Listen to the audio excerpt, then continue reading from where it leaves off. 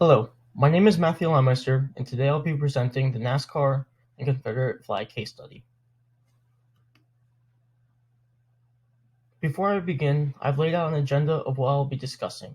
This includes an overview of the case, my position statement, criteria to help with the decision, and recommendations for NASCAR. So an overview of the case, it talks about NASCAR's history. There's a myth that NASCAR was started with bootleggers. Bootleggers were people who smuggled alcohol over the states during Prohibition as fast as possible to escape from the cops. The truth of the origins of NASCAR was when people wanted to set land speed records at Daytona Beach, basically trying to see on who's the fastest. It was founded in December 1947 by Bill France Sr. in a motel room down in Daytona. The type of cars that are used during the races were stock cars. Stock cars are cars that came off the manufacturing floor with no modifications done to them. Slowly, the sport began to draw the public's attention and grew nationally.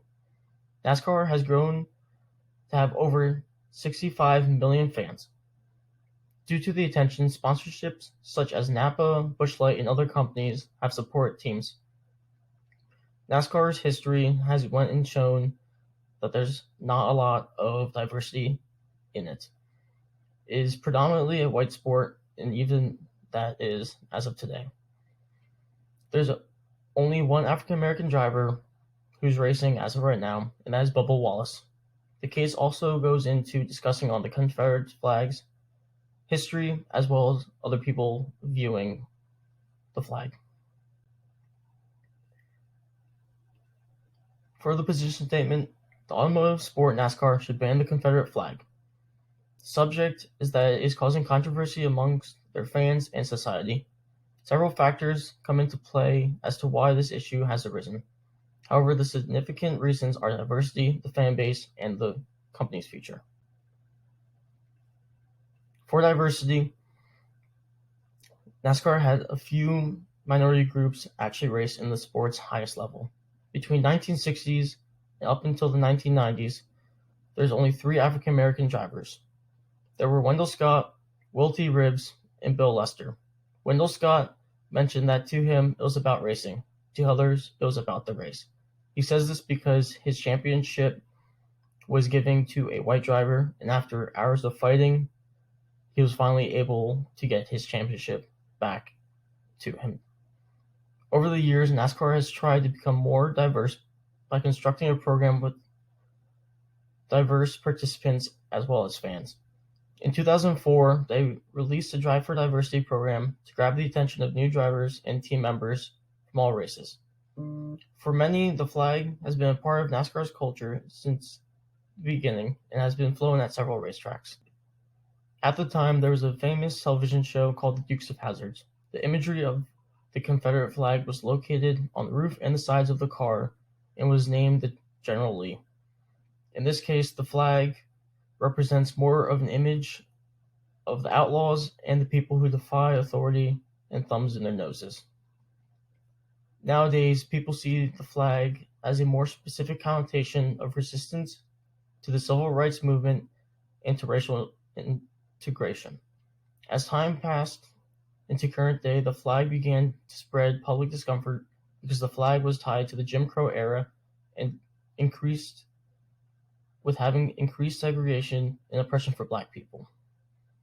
For NASCAR's future, they should be focusing about the brand and how they go and align themselves with other people. NASCAR has stuck to its roots from the beginning, from time, and has been a very patriot-focused organization. They've had strong roots in the South, and there's also events that took place in the South in the history. They go and say that has to stay a part of the history, and it's not a part of their future.